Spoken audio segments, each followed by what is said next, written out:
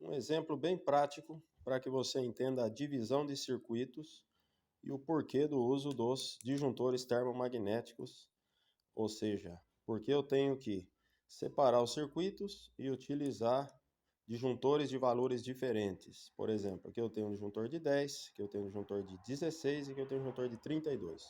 Bom, vamos falar do cabo primeiramente, tá?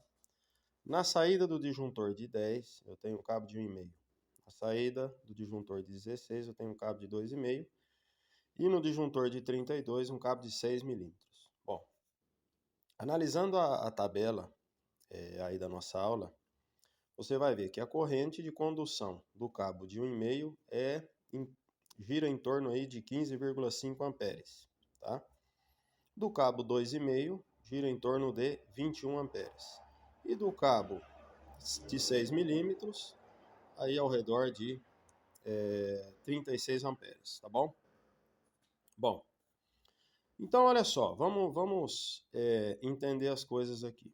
Eu tenho um cabo que suporta 15 alguma coisa, 15,5, tá? Eu tenho um dispositivo que controla e não deixe que essa corrente passe de 10 amperes. Por exemplo, 10, 11, 12, 13, o disjuntor já começa a aquecer. Dentro do disjuntor existe um componente chamado bimetal, que quando ele é percorrido por uma corrente na qual ele foi projetado, na qual ele foi calculado, que no caso aqui seria um bimetal calculado para 10 amperes. Quando esse bimetal é percorrido por uma corrente maior de 10 amperes, ele vai começar a, vamos falar assim bem, para que você entenda, ele vai começar a entortar, ele vai começar a deformar. Tá? Nessa deformação, por causa do aquecimento, por causa do excesso de correntes, ele vai ativar o mecanismo de desarme do disjuntor. Quando a corrente no circuito ultrapassar os 10 amperes, 12, 13, ele vai desarmar. O disjuntor protege o cabo, tá? Bom, disjuntor de 16 amperes. Qual é a função dele? Proteger o cabo aqui de 2,5. O cabo de 2,5 suporta 21 amperes. Quando a corrente ultrapassar 16 amperes, que estiver chegando aí perto aí dos 20, ele vai atuar e vai desligar o circuito, tá?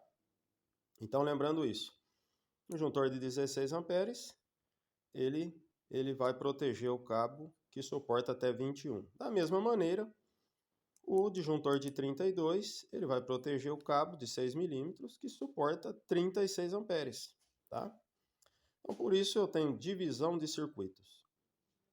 Porque eu vou trabalhar com rede de iluminação, eu não preciso trabalhar com 4 milímetros, com 6, com 2,5 na rede de iluminação. Posso trabalhar com 1,5, porque lâmpadas têm pouco consumo. Eu posso usar um e-mail para fazer um circuito e atender aí 7, 8 lâmpadas da casa? Sim, posso fazer com e-mail, né? Desde que seja só para lâmpada, tá? Mas o que eu tenho que fazer? Eu tenho que garantir que essa rede vai ser usada com uma corrente pequena. Então, para isso, eu tenho que colocar o disjuntor de 10. O disjuntor de 10 vai ser... O disjuntor ele funciona como uma válvula que permite ou não a passagem de corrente. Quando essa corrente aumenta, que chega a um valor alto, ele desarma. Então, o disjuntor ele existe para proteger o cabo, tá? Tomadas de uso geral. Tomadas para o carregador de celular, tomadas para o liquidificador, batedeira, televisão, né? O consumo é bem pequeno. Eu não tenho muito consumo nesses equipamentos. Então, eu posso usar um cabo de 2,5? Posso usar um cabo de 2,5.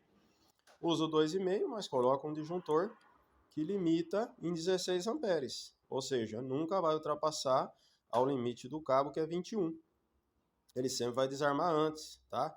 Todo dispositivo de proteção, ele tem que estar calculado com um valor de corrente abaixo do que o condutor suporta, sempre abaixo, nunca ultrapassando, tá? E o disjuntor de 32, a mesma coisa, o cabo de 6 milímetros.